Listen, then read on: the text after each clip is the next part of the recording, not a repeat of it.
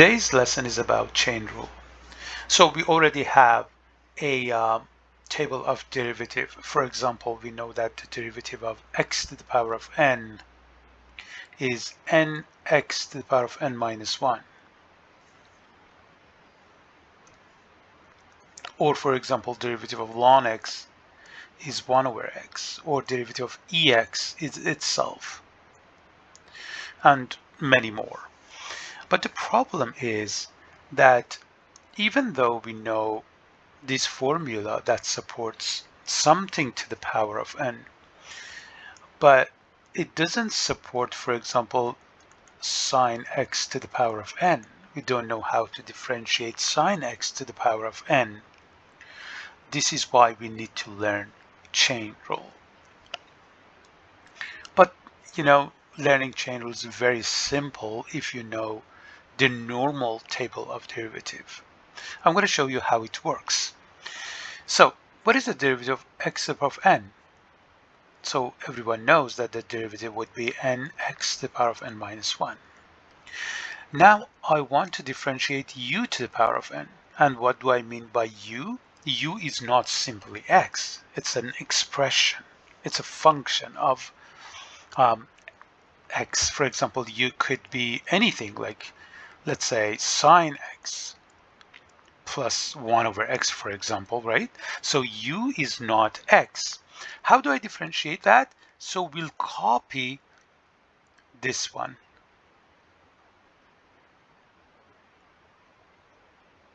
Therefore, we will have n u to the power of n minus 1.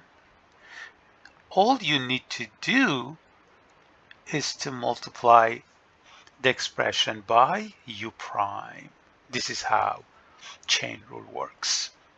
Let me give you an example. For example, we are going to differentiate sine x to the power of 3. As you know, d over dx means derivative. So in this question, sine plays the role of u actually. So this is u. Therefore, when you take the derivative, 3 goes down according to the instruction that you see right above this example. And then u to the power of 1 less, which is 2. And then times u prime, derivative of sine, which becomes cos x. Let's have another example. As you see in the table, the derivative of ln x is 1 over x. Now I'm going to expand this to chain rule. So what is the derivative of ln u? And I explain again that u is an expression, a function of x. So we copy this formula, the green one. So it becomes 1 over u. And at the end, we always multiply by u prime. That's simple. Or we can just write it as u prime over u. I'm going to give you another example. Let's say ln 3x plus 5. I want to differentiate this one. So which one plays the role of u? Obviously this one, 3x plus 5. So according to this instruction, we take the derivative of u and put it on top. So derivative of 3x is 3 and derivative of 5 is 0. Therefore, it's just 3 over u itself, which is 3x plus 5. Now let's make a chain rule formula for the derivative of ex. As you see in the table, the derivative of ex is itself. Now I'm going to learn how to differentiate eu. So we copy eu according to the table, and then we multiply it by u prime. So it means chain rule means at the end you need to multiply by u prime. So let me give you an example. D over dx, or the derivative of e to the power of negative x squared. According to the instruction, we copy e to the power of negative x squared. And then at the end, we multiply by the derivative of negative x squared, which is negative 2x. This is how the chain rule works. So I'm going to give you a few more examples quickly. So we know that the derivative of, for example, secant x is secant x tangent x. So the chain rule version would be the derivative of secant u.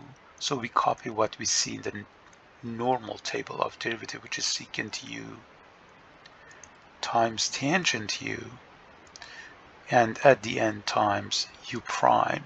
Let's take the derivative of secant of ln x.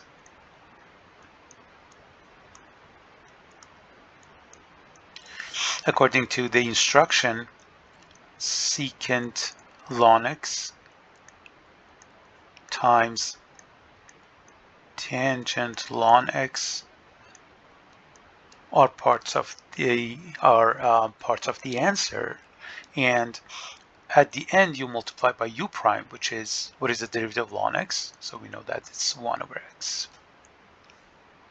That's simple. One more example. So we know that the derivative of root x square root of x is 1 over 2 square root of x. Now the chain rule version would be 1 over 2 root u. At the end we'll multiply by u prime, or simply u prime over 2 root u. Applying this instruction, we are going to differentiate square root of cos x. So 1 over 2 root cos x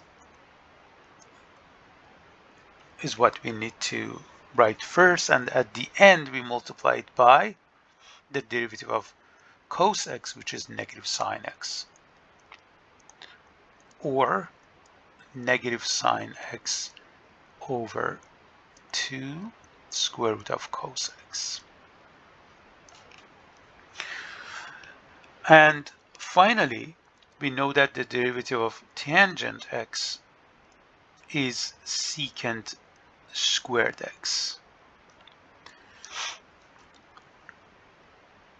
Now the derivative of tangent u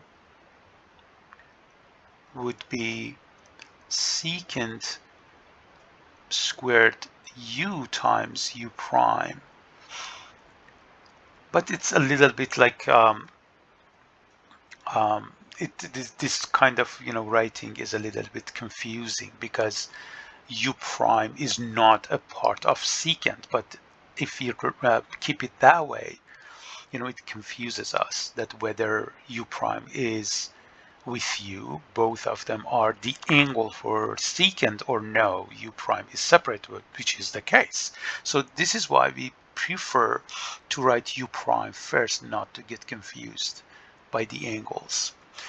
So now I'm going to take the derivative of tangent of, for example, square root of x. According to the instruction, secant squared of root x is the first thing that we need to write, and finally we multiply it by the derivative of root x, which is 1 over 2 root x. And as I suggested you better write 1 over 2 root x first, not to get confused.